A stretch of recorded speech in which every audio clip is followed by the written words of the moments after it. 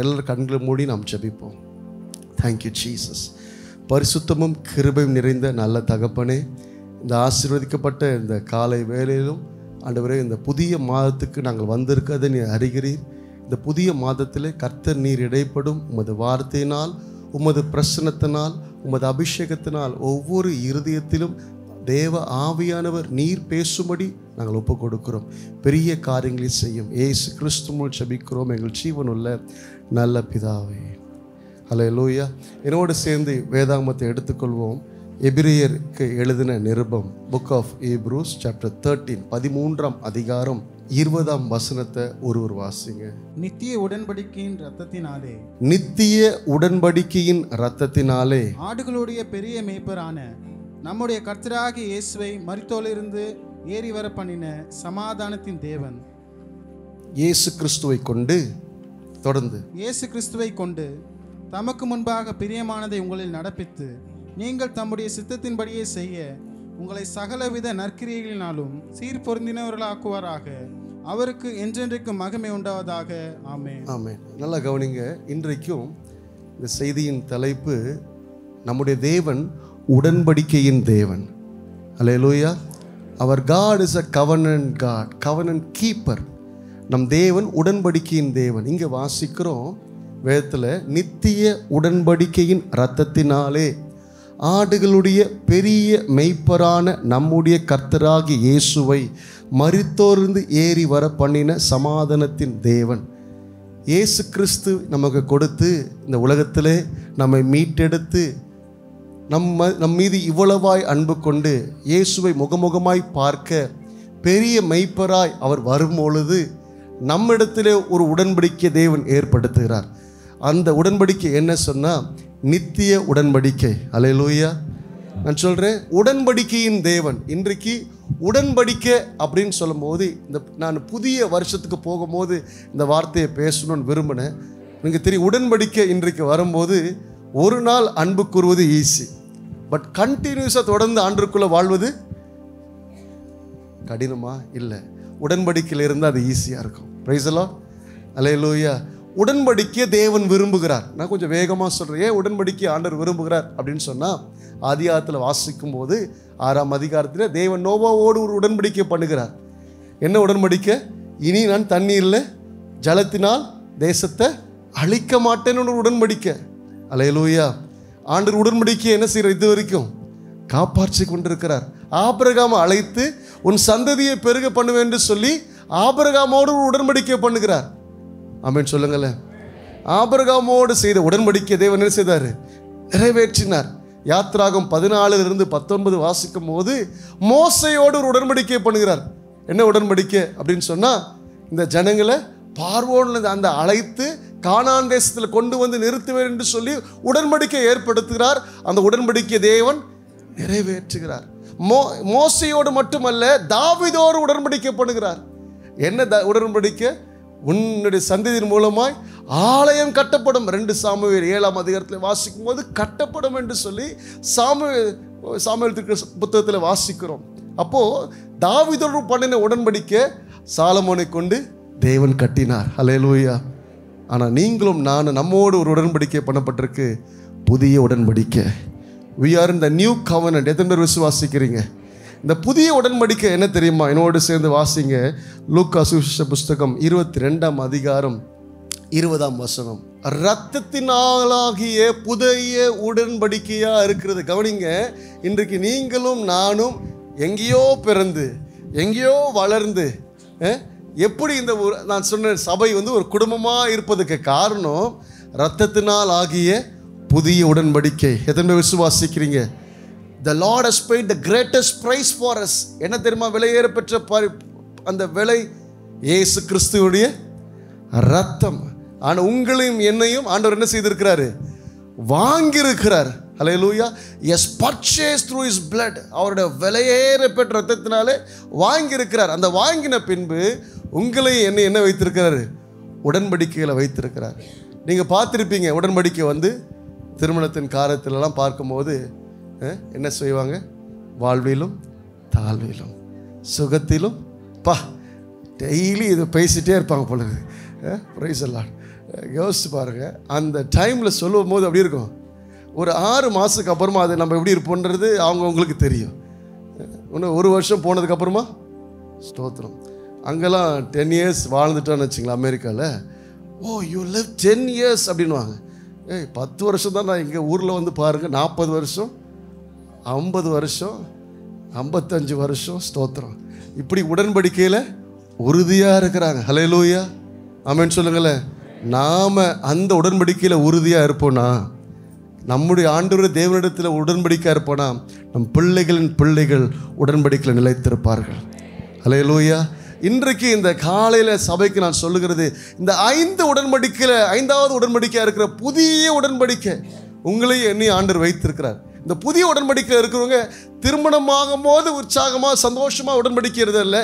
Everyday we have to be in the covenant of God. நாளுக்கு நாள் இந்த உடன்படிக்கையில் நிலைத்திருப்போன்னு சொன்னால், இந்த புதிய வருஷத்துக்கு போகும்போதே ஆண்டவரே நான் உடன்படிக்கைக்கு வருகிறேன், இந்த உடன்படிக்கையில் எப்படிப்பட்ட வாழ்க்கை நான் வாழ போகிறேன் அப்படின்னு சொல்லும்போது, அந்த அதிகாரத்தில் வாசிக்கும் போது சொல்கிறாரு, நம்ம பிறருக்காக ஜெபிக்க, பிறருக்காக நேசிக்க, தேவனிடத்தில் ஒன்றாக இருக்க, அப்படி சொல்லிக்கொண்டே இருக்கலாம்.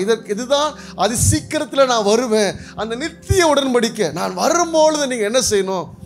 சில பேர் வந்து ஸ்டார்ட் பண்ணும்போது நல்லா தான் ஸ்டார்ட் பண்ணுவாங்க, அப்புறமா எண்ட் பண்ணது முடிவு.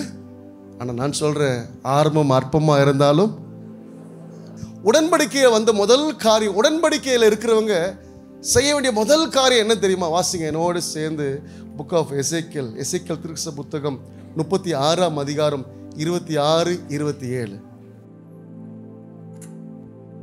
உங்களுக்கு நவமான இருதயத்தை கொடுத்து உங்கள் உள்ளத்திலே புதிதான ஆவியை கட்டளையிட்டு கல்லான இருதயத்தை உங்கள் மாம்சத்திலிருந்து எடுத்து போட்டு சதையான இருதயத்தை உங்களுக்கு கொடுப்பேன்.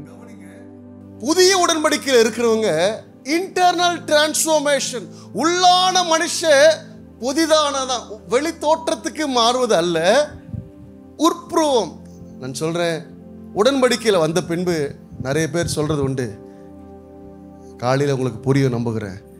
ஆஃப்டர் ஒரு அமெரிக்கா போயிட்டு வந்தேன்னா என்ன சொல்லுவாங்கன்னா, ஆளே மாறிட்டப்பா. என்னங்க நீங்கள் அமைதியாக இருக்கிறத பார்த்தா இல்லைன்ற மாதிரி தெரியுது. ஸ்தோத்திரம். திருமணத்துக்கு அப்புறமா என்ன சொல்லுவாங்க? ஆளே அப்புறமா ஒரு ஒரு கண்டிப்பாக மாறி தானேங்க ஆகணும், மாறலைன்னா பொறுப்புள்ள புருஷன் இல்லைல்ல. பிரைஸ் எல்லாம். அதுபோல் உடன்படிக்கையில் வந்த பின்பு என்ன செய்யணும்? we have to change a lot. மாறணும். எது மாறுனா வெளிப்புறமும் அல்ல, பேர் மாறுவதல்ல. நம்ம பார்த்துருப்போம், ஐயப்பன் என்ற பேர் வந்து ஐசக்கா மாற்றப்படும், பல பெயர்கள் மாற்றப்படும். பேர் மாற்றம் மட்டுமல்ல, உள்ள மாறாவிட்டா. பிரைஸ் எல்லாம். அல்லேலூயா. இன்றைக்கு முதல் உடன்படிக்கையில் நீங்களும் நான் இருக்கிறோம் என்றால் செய்ய வேண்டிய முதல் காரியம், we have to change ourselves. internal transformation. உள்ளான மனுஷன் மாறல அப்படின்னா நம்ம உடன்படிக்கையில் இல்லை. நித்திய உடன்படிக்கை, ஆண்டவரோடு நீங்கள் செய்த உடன்படிக்கை. ஏன்னா ஆண்டவர் உங்களை என்ன செய்திருக்கிறாரு? விலை கொடுத்து வாங்கியிருக்கிறார். வாங்கின பின்பு you are no more belong to the world, you are belong to Jesus. இயேசுவால் நீங்கள் வாங்கி பெறப்பட்டீங்க. பெறப்பட்ட உடனே அவர் உங்களை பெற்றுக்கொண்டார். ஹல்லேலூயா, பிரைஸ் தி லார்ட். நீங்கள் நானும் விசுவாசிக்க வேண்டியது பலமானது. ஏன்னா சில பேர் இந்த உடன்படிக்கையில் அறியாத நிமித்தம் இருக்கிறாங்க. எபேசியர் 4 வாசிக்கிறோம், அவர்கள் அறியாத நிமித்தம் இன்னும் உடன்படிக்கையை அறியல. ஆனால் நாம் திருச்சபையில் அறிந்து கொள்வோம். அறிந்து கொண்டவங்க என்ன செய்வாங்க தெரியுமா? இயேசுவோட சீஷர்கள் இருந்தாங்க. சீஷர்கள்லாம் சத்தியத்தை கேட்டாங்க. இயேசு உயிர் தெழுவார் சொன்ன சத்தியத்தை கேட்டவங்க பலர் ஓடி போனாங்க, பலர் இல்லை. ஆனால் யார் தெரியுமா? பிசாசினால் துரத்தப்பட்ட 7 பிசாசு உள்ள துரத்தப்பட்ட மகதலேனா மரியாள் என்ன செய்தாங்க? இயேசுவை போய் அந்த உயிர் தெழுதல்னு சுவிசேஷத்தை உலகத்துக்கு சொன்னாங்க. ஹல்லேலூயா. இன்றைக்கு எத்தனை பேர் உண்மையாக உடன்படிக்கையில் இருக்கிறீங்க? ஆண்டவரை பர்சனலாக we have to witness, dear people of God. பர்சனலாக இந்த வருஷத்தில் நான் எத்தனை பேருக்கு இயேசுவை நான் சொல்லியிருக்கிறேன். இந்த 12வது மாதத்துக்கு வந்திருக்கிற நீங்களும் நானும் உடன்படிக்கையில் இருப்புன்னு சொன்னால் வெளிப்புறம் அல்ல, என் வாழ்க்கை என்னுடைய காரியம் அல்ல, உட்புறம் நான் மாறி இருப்பேன்னு சொன்னால் ஆண்டவருக்குள்ளே நான் உடன்படிக்கையில் இருக்கிறேன்னு அர்த்தம். ஹல்லேலூயா. உங்களுக்கு பிறவியாய் காணப்படுகிற குருடன் அந்த பார்வை அடைந்த உடனே எல்லாரும் கேட்கிறாங்க, எப்படி பார்வை அடைந்தது? தேவனுடைய மகிமையால் நடந்தது. ஆனால் அவர் செய்த முக்கியமான காரியம் என்ன தெரியுமா? என்னோட சேர்ந்து வேதத்தை வாசிக்கொள்ளுங்க. புக் ஆஃப் ஜான், யோவான் சுவிசேஷ புஸ்தகம் 9ஆம் அதிகாரம் 24ஆம் வசனம் வாசிங்க. அங்கே 2 kinds of people are there. ஒரு மக்கள் ஒருத்தர் சுகம் பெற்றுட்டார். சுகம் பெற்றதால என்ன செய்யறாருன்னா போயிட்டு எல்லார்கிட்டையும் சொல்றாரு, நான் என்னோட பார்வை அடைஞ்சிச்சுன்னு சொல்றாரு. ஆனா இன்னொரு கைண்ட் ஆஃப் பீப்புள் என்ன செய்யறாங்கன்னா, அவர் இயேசுவை அவர் சுகமாக்கலன்னு சொல்லி, ஏன்னா அவங்க ட்ரெடிஷ்னல் பீப்புள், அவங்க என்ன செய்யறாங்க, நாங்கள் மோசே அறிந்த ஜனங்கள் என்று சொல்லி இதை ஏற்றுக்கொள்ள மனதில்லை. their people, their hearts have been hardened. இன்றைக்கு இருதயம் கடினப்பட்டு இருக்குன்னு சொன்னா அவங்க they are not changed at all. internal transformation அவங்களுக்குள்ள வரல. நான் சொல்கிறேன், இன்றைக்கு திருச்சபையில் உள்ளத்தை இயேசுவுக்கு கொடுப்போம். இந்த கடின இருதயம் கர்த்தரை பிரியப்படுத்தாது. நம்ம சர்ச்சை தான் இருப்போம், இப்படி இருப்போம், ஹார்ட் அண்ட் ஹார்ட்டாக இருப்போம்னு சொன்னால் அந்த கல்லான இருதயத்தை தேவன் விரும்பலை. தேவன் விரும்புவது தெரியுமா? சதையான இருதயம். இன்றைக்கு ஆலயத்துக்கு வரும்போது நான் சொல்கிறேன், dear people of God, we should not have grudge. எந்த ஒரு மனுஷன் மீதும் கோபமோ பொறாமையோ எரிச்சல் இல்லாமல், ஆண்டவரே நான் எங்கேயோ இருந்த என்ன நீங்கள் அழைத்தீங்க, நீங்கள் தெரிந்து கொண்டீங்க, இந்த புதிய உடன்படிக்கையில் வைத்திருக்கீங்க, பார்வை கொடுத்தீங்க, நான் என்ன செய்யணும்? ஆண்டவருக்கு நன்றி சொல்லணும். அல்லேலூயா. பிசாசு பிடிச்ச மனுஷன் அந்த ஸ்திரீ என்ன செய்தாங்க? சத்தியத்தை அறிஞ்சவங்களாம் விலகி போனாங்க. ஆனால் அந்த ஸ்திரீ விடுதலை பெற்றவங்க இயேசுவுக்கு சாட்சி கொடுத்தாங்க. ஆமென் சொல்லுங்களேன். நான் நிறைய நேரத்தில் பார்ப்பேன், இந்த வெளிப்புறம் மாறுதல்ல, உள்ளான மனுஷன் மாறுவோன்னு சொன்னால் அதுதான் புதிய உடன்படிக்கை. இதே போல் அசுத்தாவி பிடிச்ச மனுஷன் ஒருத்தர் கல்லறையிலே வாழ்கிறான்.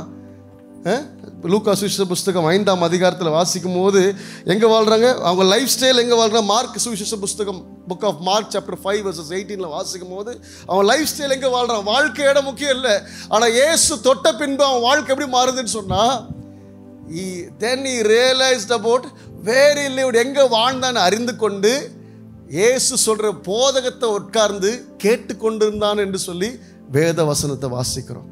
ஹல்லேலூயா. கவனிங்க, முன்னாடி எப்படி இருந்தார்? முன்னாடி எங்கே வாழ்ந்தார்? அது பின்பு எங்கே வாழ்கிறாரு? கர்த்தரோட. அப்புறம் ஆண்டவர்கிட்ட கேட்குறாரு, நீங்கள் போகிற போட்டில் நானும் வரேன் அப்படின்னு சொன்ன உடனே இயேசு சொல்கிறார், நீங்கள் போய் சாட்சி கொடுங்க. இன்றைக்கு உங்களுக்கு எனக்கு நான் சொல்கிறேன், முதல் மாற வேண்டியது உள்ளான மனுஷன். அல்லேலூயா. புதிய உடன்படிக்கைக்கு நாம் போகிறோம். என் வாழ்க்கை மாறணும், என் குடும்பம் மாறணும், என் தேவையெல்லாம் சந்திக்கப்படணும், எல்லாம் நம்ம எதிர்பார்க்குற நீங்களும் நானும் நாம் செய்ய வேண்டியது, ஆண்டவரே என்னோடய அவுட்டர் பார்ட் மாறுறது இல்லைப்பா, என்னோடய இன்னர், என்னோட உள்ளான மனுஷன் நான் மாறணும். Price the Lord. என்னெல்லாம் மாறணும்? ஆண்டவருக்காக சாட்சி கொடுக்கணும், ஆண்டவருடைய சத்தியத்தை நான் உட்கார்ந்து கேட்கணும். Price the Lord. எங்கே? ஆமென். உட்கார்ந்து இந்த மனுஷன் விடுதலை பெற்று என்ன செய்து தெரியுமா? உட்கார்ந்து கேட்டார். அது மட்டும் இல்லை, இன்னொரு கைண்ட் ஆஃப் வேற ஒரு உபதேசம் கேட்டிருக்கும் போது, இல்லை இயேசு இல்லாத உபதேசம் வேற ஒன்றும் இல்லை. நீங்களும் நானும் அந்த உள்ளான மனுஷன் மாறும்போது புதிய உடன்படிக்கையில் இருக்கிறோம் என்று அர்த்தம். ரெண்டாவது நான் கடந்து போக விரும்புகிறேன், புதிய உடன்படிக்கையில் இருக்கிறவங்க என்ன செய்வாங்கன்னா, இப்போ ஒரு வேளை யோசிச்சு பாருங்கள், ஒரு தகப்பனார் உங்களுக்கு ஒரு கிஃப்ட் கொடுக்குறாருன்னா என்ன பண்ணுவோம்? என்ன பண்ணுவீங்க? தெரியல. நீங்கள் அன்றைக்கே ஓப்பன் பண்ணி சில பேர் வைத்திருப்பாங்க, பத்திரமா என்ன செய்வாங்க? உள்ளே கொண்டு போய் வைத்து அதை அதை பார்த்துட்டே இருப்பாங்க, தவிர they never use it. நான் சொல்கிறேன், ஆண்டவர் உங்களுக்காக எனக்கும் கொடுத்துருக்கிறது விலையேற பெற்ற அபிஷேகத்தை கர்த்தர் கொடுத்துருக்கிறார். அந்த உடன்படிக்கையில், புதிய உடன்படிக்கையில் இருக்கிறவங்களுக்கு ஒரு நிச்சயம், we have a confidence that I am going to see Jesus face to face, இயேசுவை முகமுகமாய் பார்ப்பேன் என்று சொல்லி ஒரு நிச்சயம் இருக்குது.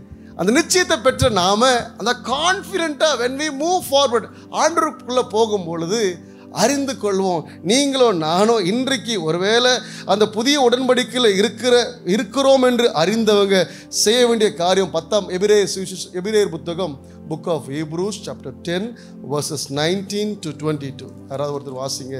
ஆகையால் சகோதரரே, நாம் பரிசுத்த ஸ்தலத்தில் பிரவேசிப்பதற்கு இயேசுவானவர் தமது மாம்சமாகிய திரையின் வழியாக புதிதும் ஜீவனுமான மார்க்கத்தை நமக்கு உண்டு பண்ணினபடியால் அந்த மார்க்கத்தின் வழியாய் பிரவேசிப்பதற்கு அவருடைய இரத்தத்தினாலே நமக்கு தைரியம் உண்டாயிருக்கிறபடியினாலும் தேவனுடைய வீட்டின் மேல் அதிகாரியான மகா ஆசாரியர் நமக்கு ஒருவர் இருக்கிறபடியினாலும் எங்க இருந்தோம் இப்போ எங்க இருக்கோம்? we are far away from Christ. தூரமா இருந்தோம். இப்போ I am able to enter into premises. அவரோடு முன்பதாக உட்கார வைத்து யோசிச்சு பாருங்க. பழைய ஏற்பாட்டு காலத்தில் ஆலயத்துக்குள்ள போக முடியாது. பிரதான ஆசாரியர் மோஸ்ட் இன்னர் ரூம்ல என்ன கொண்டு போய் என்ன பலி செலுத்துவாங்கன்னு சொன்னா ரத்த பலி, காடைகளை கொண்டு வந்து வெட்டுவாங்க, மிருகத்தை கொண்டு வந்து ரத்தமா இருக்கும், நெருப்பு சுட்டரிக்கப்படும். ஆனா இன்றைக்கு இயேசு கிறிஸ்து தன்னுடைய சரீரத்தை கொடுத்து, அல்லேலூயா, திரை சிலை கிழிந்தது பின்பு we are able to enter into his premises. யோசிச்சு பாருங்க, நீங்களும் நானும் உள்ள போக முடியாது. அந்த உள்ள போகும்படியாக இன்றைக்கு ஆலயத்தில் அழகாய் ஆராதிக்க துதிக்க தேவன் செய்தார். காரணம் தெரியுமா? அந்த நித்திய உடன்படிக்கை. Yes, paid the price, dear people of God. அந்த விலையேற பெற்ற ரத்தத்தை கொடுத்ததுனால தான் உள்ள வந்து இன்னைக்கு ஆராதிக்க முடிந்தது. யோசிச்சு பாருங்க, நெருப்பு முண்டமா இருக்க வேண்டிய இடத்துல நம்ம மகிழ்ச்சியோடு கர்த்தரை ஆராதிக்கிறோம். இந்த ஆராதனை செய்கிற நீங்களும் நானும் ஆண்டவர் இன்றைக்கு சொல்றாரு, let us use the gift of God. ஆண்டவர் கொடுத்த கிருபைகளை பயன்படுத்துவோம். உடன்படிக்கையில் இருக்கிறவங்க ஆண்டவர் கொடுத்த கிருபைகளை பயன்படுத்துவாங்க. எப்படி பயன்படுத்துவாங்க தெரியுமா? அன்றைக்கு ஆபிரகாமோடு உடன்படிக்கை பண்ணினாருன்னு சொன்னால ஆபிரகாம் என்ன செய்தாரு? ஆண்டவர் அழைத்தாரு. அழைத்த உடனே ஆரான்லேருந்து சீகேம் போய் சீகேம்லேருந்து கானானுக்கு போன பின்பு அவர் என்ன செய்தார் தெரியுமா? he built the altar of God.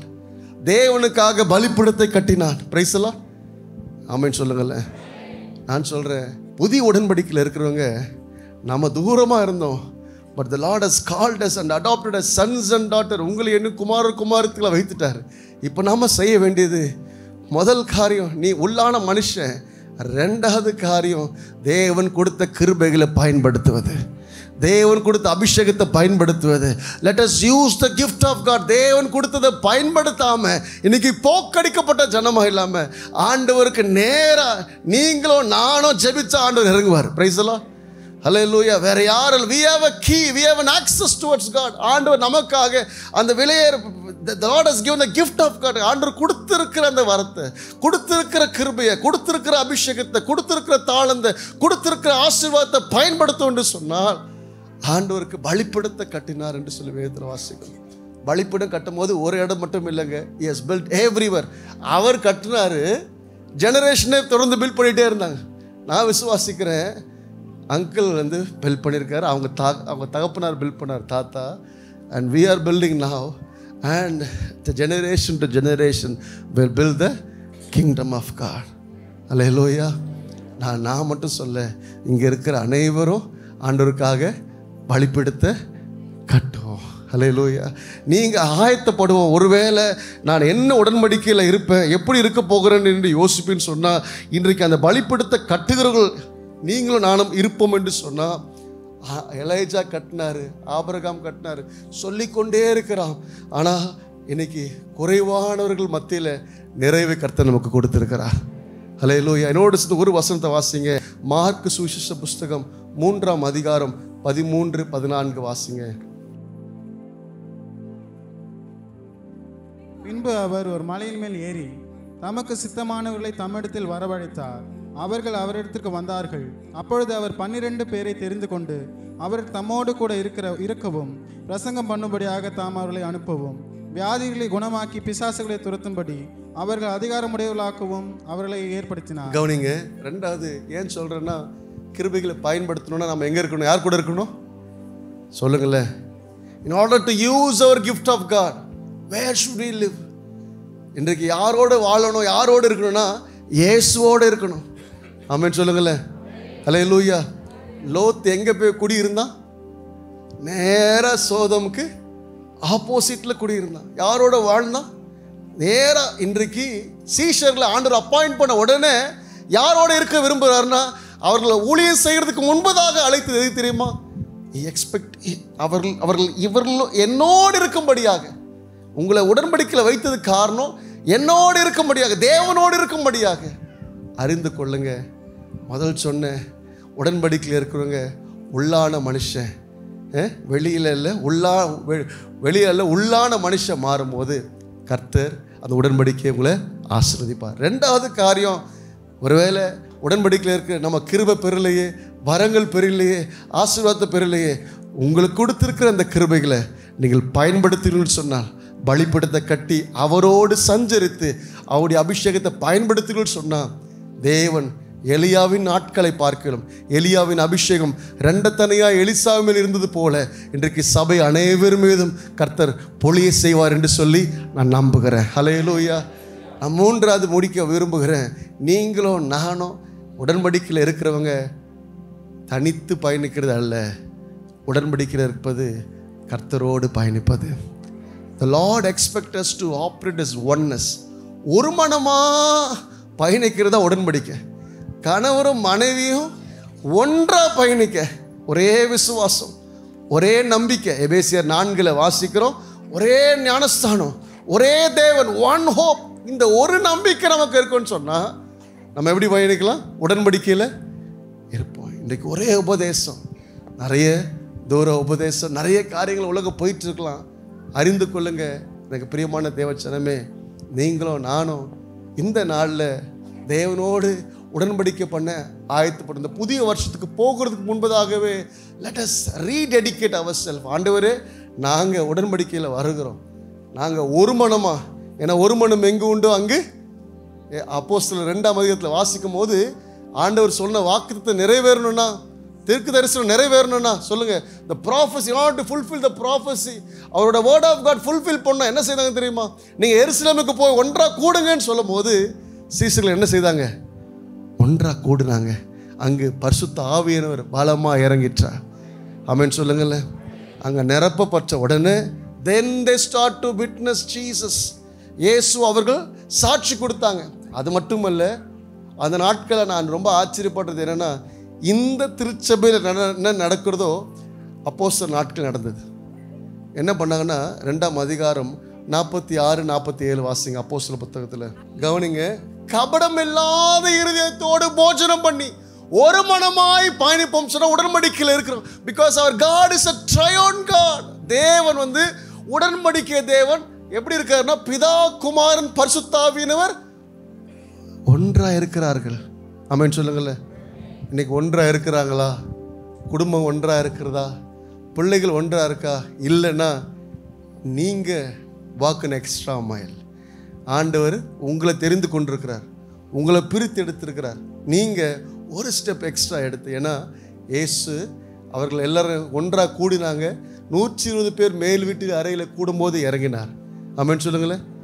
அனுதினமும் நீங்கள் எல்லாம் கூடுறீங்க. இந்த சர்ச்சில் எனக்கு ரொம்ப பிடிச்சது, அங்கிளுடைய மினிஸ்ட்ரியிலே எனக்கு ரொம்ப பிடிச்சது என்னென்னா, எவ்ரிடே காலையில் சபைக்கு வருவது ரொம்ப கடினம். உங்களெல்லாம் நான் பாராட்டுறேன். ஆனால் ஒன்றாக கூடுறேன் எப்படி இருக்கேன்?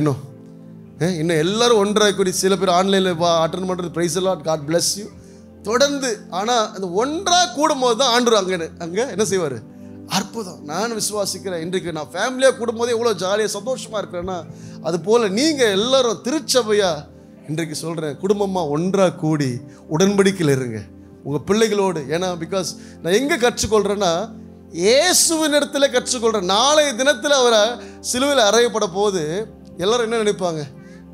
வருத்தத்தில் இருப்பாங்க, சஞ்சலத்தில் இருப்பாங்க, இல்லை கவலையில் இருப்பாங்க. ஆனால் இயேசு எப்படி தப்பா சொல்கிற வசனம் சொல்லுது, he was so desired to have meal with his disciple. ரொம்ப ஆசையாக இருந்தார் சீஷரோடு அப்பம் பிட்கிறதுல. நம்ம இன்னைக்கு வந்திருக்கிறோம், கூடி இருக்கிறோம், உடன்படிக்கையில் இருக்கிறவங்க அந்த அப்பம் பிட்கிறதுல ரொம்ப ஆசையாக இருப்பாங்க. ஏன்னா இயேசு அப்படி தான் வாசிக்கிறோம். லூக்கா சுவிசேஷ புஸ்தகம் 22ஆம் அதிகாரம் 14, 15, 16 வாசிங்க. நான் முடிக்க வாசிக்கிறேன். கவனிங்க, மிகவும் ஆசையாக இருந்தேன் என்று சொல்லுகிறார். ஆசையாக இருந்தேன். அந்த ஆசை நாம் எல்லாருக்குள்ள இருக்க பிரயாசப்படுவோம். ஏன்னா இன்றைக்கு உடன்படிக்கையில் இருக்கிறவங்க, நோவா என்ன செய்தார்னா, அவர் மட்டும் இல்லைங்க, அவர் குடும்பம், அவர்களுடைய மிருக ஜீவனம் எல்லாம் ஒன்றாக இணைந்த நிமித்தம் தான் கர்த்தருடைய வார்த்தை நிறைவேறினது. எத்தனை பேர் இன்றைக்கு நம்புகிறீங்க? அல்லேலூயா. நாம் கல்லான இருதயத்திலிருந்து எடுத்து சதையான இருதயமாய் உள்ளான மனுஷன் மாற ஒப்பு கொடுப்போம். ரெண்டாவது, கர்த்தர் கொடுத்த கிருபைகளை let us use the gift of God. தேவன் கொடுத்த கிருபைகளை நான் எப்படி பயன்படுத்த போகிறேன்? பலிப்படுத்த கட்டுவோன்னு சொன்னால் எங்கே இருக்கிறோமோ ஆண்டவருக்கு பலிப்படுத்த கட்டுங்க. கர்த்தர் உங்களை அந்த உடன்படிக்கையில் நிலைத்திருக்க கர்த்தர் கிருபை செய்வார். மூன்றாவது, தனி மனுஷன் அல்ல, ஒன்றாக இணைந்து. ஒரு மனம் எங்கு உண்டு அங்கு விடுதலை. You will see the difference. இதை செய்கிறதுக்கு தேவன் கொடுத்த பிரதான கற்பனை, ஆண்டவரே முழு இருதயத்தோடு எல்லா ஒரு விஷயம் எழுந்து நிற்போமா? எல்லாம் எழுந்து நின்று இந்த நேரத்தில் ஆண்டவர் சமூகத்தில் ஒப்பு கொடுத்து, ஆண்டவர் நம்மை அழைத்தார், இந்த புதிய உடன்படிக்கையில் கர்த்தர் வைத்திருக்கிறார். நீங்களும் நானும் புதிய உடன்படிக்கை வந்திருப்போம் சொன்னால், தேங்க்யூ ஜீசஸ், தேங்க்யூ.